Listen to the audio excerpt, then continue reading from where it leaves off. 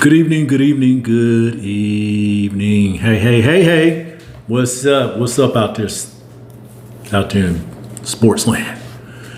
Welcome to another episode of On the Cutting Room Floor. I'm the host, Tony Ray Harvey, and yes. I'm podcasting here from the southwest part of Sacramento, the Greenhaven Pocket area.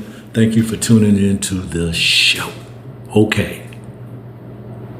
Let's get right down into it, because the Zach LaVine era starts now. And as we all know, De'Aaron Fox was traded to the San Antonio Spurs over the weekend for 3 draft picks. His 8-year reign here in Sacramento has come to an end. And we all wish him good luck, good blessing. Thank you for everything. Appreciate the whole time that you was here since 2017 when you were drafted by the Sacramento Kings in the 2017 NBA draft with the number 5th pick overall. We're getting there. Anyway, so Zach LaVine will be here in Sacramento playing against the Orlando Magic February the 5th. That game started at 7 o'clock Pacific Standard Time. That will be his debut in front of the fans, spectators at Golden One Center. So we're all looking forward to that. So right now, that's the only thing that I'm looking forward to as far as moving forward. We all know the situation that that's going on with De'Aaron Fox, and that will take care of itself. So we have to take care of business on this side, journalistically, as reporters, to welcome this man here to the city of trees. But before I get into that, Sacramento Kings did win tonight, 116-114. They beat the Minnesota Timberwolves to end their 6-game road trip. So they went 2-4 on this very, very strange journey, but they got through it. Of course, they lost the other night, 144-110 to the Oklahoma City Thunder. That was a really bad loss. You can tell by the reaction of interim coach Doug Christie, but they seemed to bounce back and got back on track.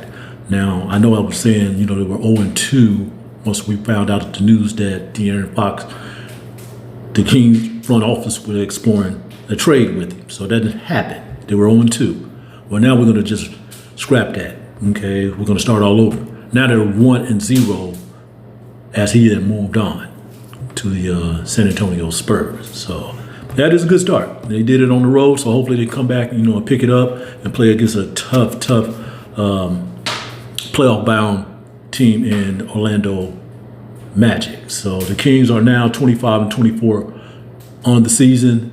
They creep back up to 12-12, so they're back at 500 on the road, and it's looking promising here. We could talk about the trade and what they got out the deal. Oh yeah, and Jordan McLaughlin was shipped off to San Antonio along with De'Aaron Fox, and Kevin Huerter, as part of the trade, was shipped off to the Chicago Bulls. So his time here has ended as well. So we could talk about what they got back in the draft. In the trade with the picks. But it still looked like they might be making some more movement. At least that's what I'm gathering. At least that's what I'm gathering at this point. The trade deadline is not until February 6th, so there's still time to make a move to improve the roster, what they have. The good thing about it, they do have Zach LaVine, to push on. So I'm pretty sure the goal is still to make the playoffs. And it doesn't seem like there's going to be, a breakup and a rebuilding stage at this point, especially when you bring in someone the caliber of Zach LaVine. So things still look promising. I think the Kings can still do, some damage as far as this next half of the season. 25-24. They still in the pack. I think they just moved back into the 10th spot in the Western Conference.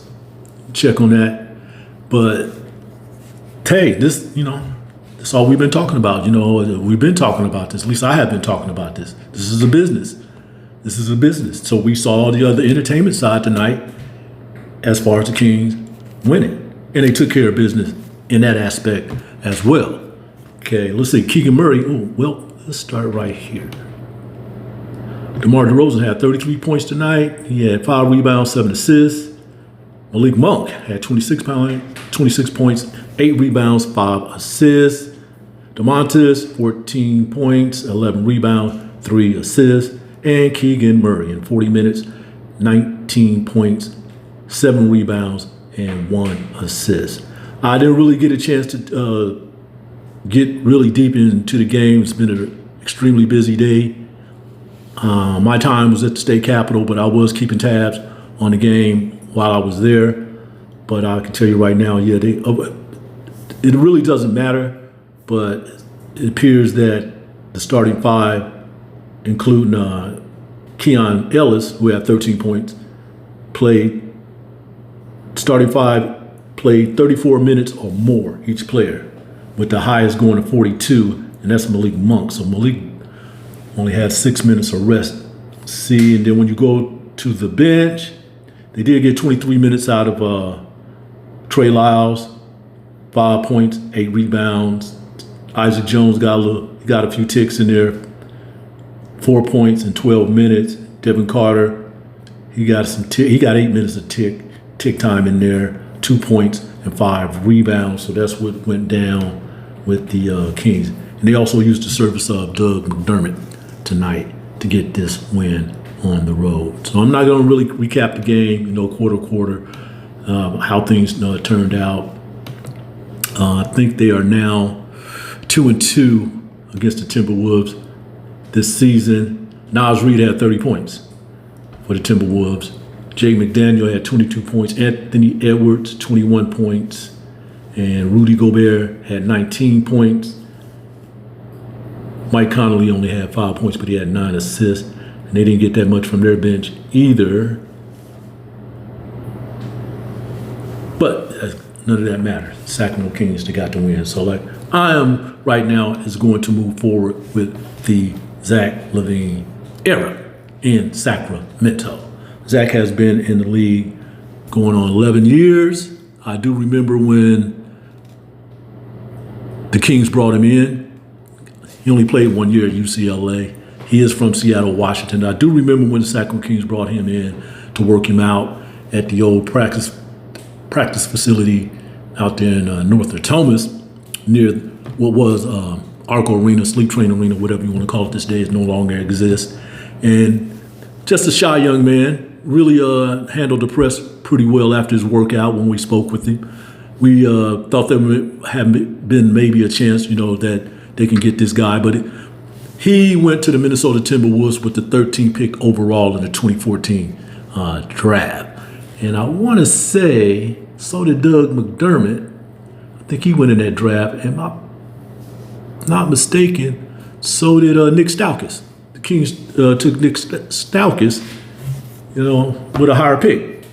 So, and plus that the Kings had offered him $80 million a few years ago to come here to play. It was an offer sheet, but he took the deal with the Chicago Bulls and he ended up playing with them. And I think he played there for about 8 seasons, from 2017 to 2025. Well, basically 7 seasons because it's only a little over a month in the 2025 year. So, but he's on his way to play for the Sacramento Kings, and he's been a king killer. We do know that, especially in that last game that they played in Chicago, that Kings were able to pull out and win. He had 36 points in that game. I think he probably averaged about 30 points a game on the Kings. But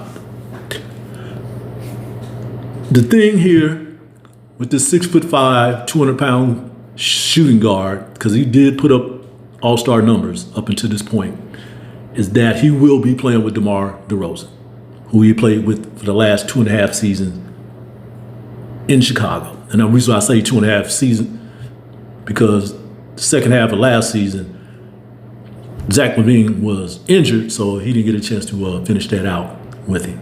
So that's going to be pretty interesting.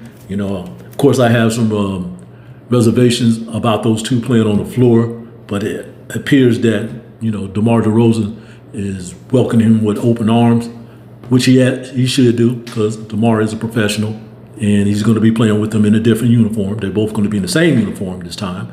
But I think everything should work out, because I don't think these guys, they're not here to lose. They're not here to lose. They are here to win. And that's the only thing that they're thinking about right now. Right? The Aaron Fox thing, that's over. That's over. As a matter of fact, the way I see it, the front office did what was best for the organization, and they did what was best for De'Aaron Fox and his family. So we'll leave it at that. We will leave it at that. So right now, it's time to embrace the Zach LaVine era, which I have already did. It's time to move on. I was fortunate enough to be in on a Chatty House podcast last night. We were talking about the trade, probably a couple hours, 2 or 3 hours after the trade was made. So I want to thank Manny, Tasha, and Kyron for inviting me on the show. And I had my insight and my aspects and my thoughts and my opinion about the trade and what's going forward with the future, which I don't know. I still want to question the organization about a few things. I know there was a statement put out about the draft today by Monty McNair, but I still have some question of what direction you guys want to go with this organization. What are we trying to do here? Now that De'Aaron Fox has moved on. Still want to know what we're going to do here in the future. You have 3 draft picks that you can use as capital to move on for another acquisition. Yes, you can do that. But what are we trying to do here? What are we trying to do here? So hopefully we'll get those answers, those questions answered here soon. I know I don't expect the front office to speak on it until probably after February the 6th, which is coming up, And so we should be able to get those type of answers. Anyway, I'll say it again. It's the Zach LaVine era. Let's get going with that. I know there was some questions, from the panel, the Chatty House that I'm talking about, as far as what direction the Kings should be going. And that immediately right there, I knew that had to be taken care of. So we'll find out what's happening moving forward.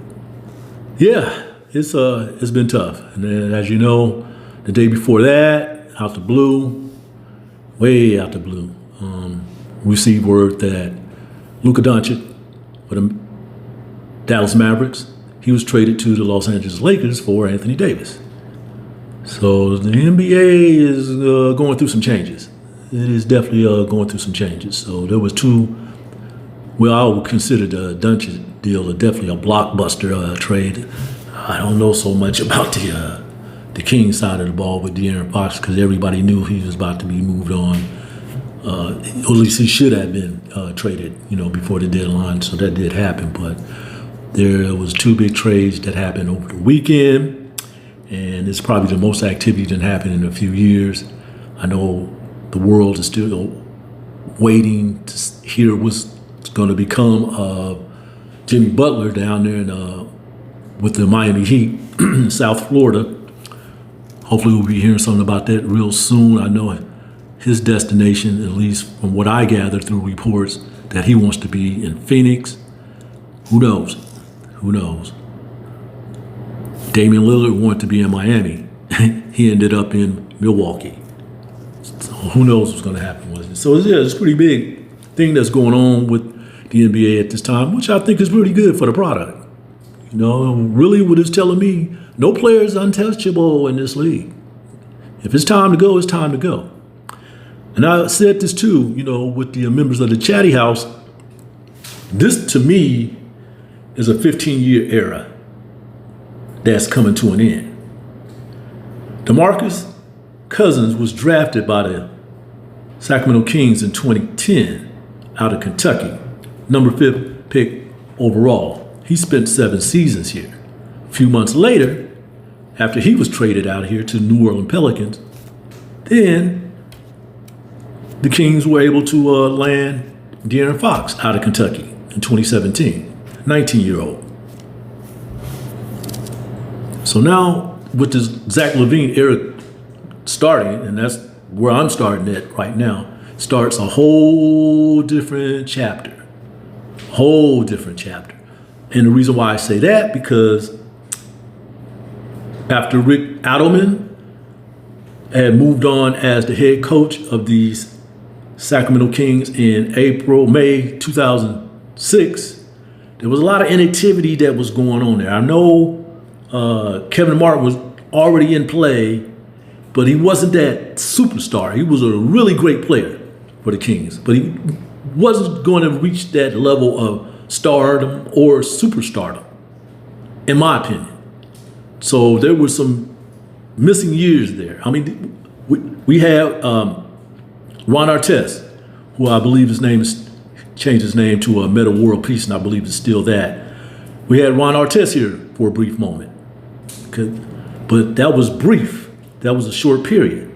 Things didn't really pick back up until DeMarcus Cousins was drafted. And mind you, a year before that, Tyreke Evans was drafted in 2009, number 5th. I think he was the number 5th pick in that draft in 2009. I think that was a Stephen Curry draft as well.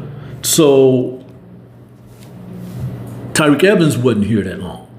He ended up, after his rookie year, he signed an offer sheet with the New Orleans Pelicans, and that's where he bounced off to for his next journey in his career. So you had DeMarcus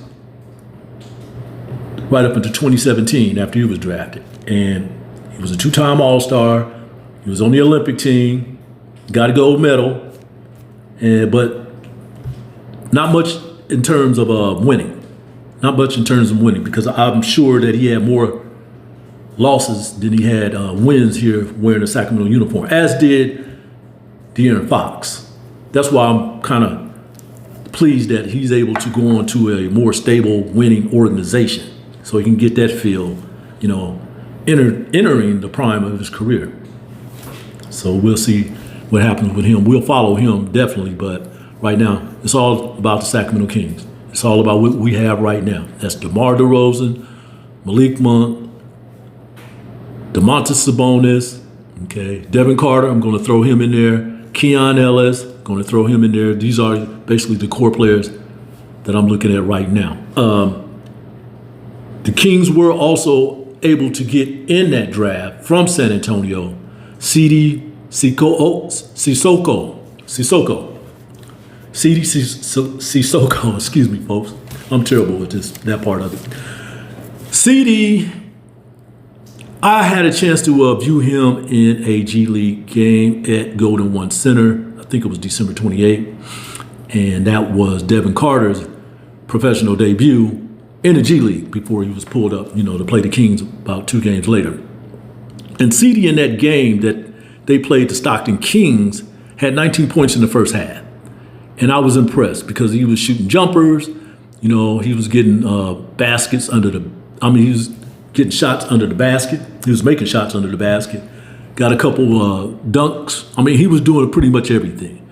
We did have a conversation with the Chatty House, Evan Townsend, who was really familiar with the San Antonio Spurs, and he was telling us that Sidi is a positionless player.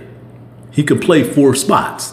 And so meaning he could play a little point guard. He's 6'6", 200 pounds. I think he's 21 years old. He started with the G League Ignite, and then he was drafted by San Antonio Spurs with the 44th pick in the 2023 draft. Now, I know it was just a G League game that I had witnessed, but I believe there's a lot of potential there. There's still a lot of development there with this young man, but I think they're going to pull him up to the 15-man roster real quick. And maybe if he goes down for whatever reason, that will be part of his development process. I'm okay with that. At least the Stockton Kings fans will get a chance to see that. But the Kings fans will definitely get to see him as well. That's just how I feel about this young man. He's He's a Frenchman, Senegalese. So his family is from Senegal, basically. And he's been on a couple. He's been on a few 18 and under division teams in that league. So he has a lot of experience here. All he needs is some NBA experience, and hopefully he can get that here in Sacramento. So we definitely do want to throw that out. But this is the Zach LaVine era that we're moving into. That I do know. That 15-year span that I had to work with, cover, some great players, great talent. To me, great men. And DeMarcus Cousins and De'Aaron Fox has ended. So now we're into this next phase. Let's see what happens. Hopefully the Kings, are still committed to winning. No, I shouldn't say that. I know they're committed to winning with this organization because I know the fans want that as well. So let's see what happens on here. I do want to thank you for stopping in for another episode of On the Cutting Room Floor. I'm your host, Tony Ray Harvey, and I'm here to talk about the new era, the Zach LaVine era, from here on out for the rest of the season. Yes, yeah. I'm pretty relaxed now because though there is some more time to go these next 3 days, because there could be another trade with the Sacramento Kings, and it's highly likely that can happen. It's highly likely that can happen. I'm just glad that this is a new journey that we are going into, at least as far as the fans and the media coverage that will be handed down as well. Hopefully we'll get an interview with the general manager here pretty soon too, coming out the front office. Thank you for tuning in for another episode of On the Cutting Room Floor.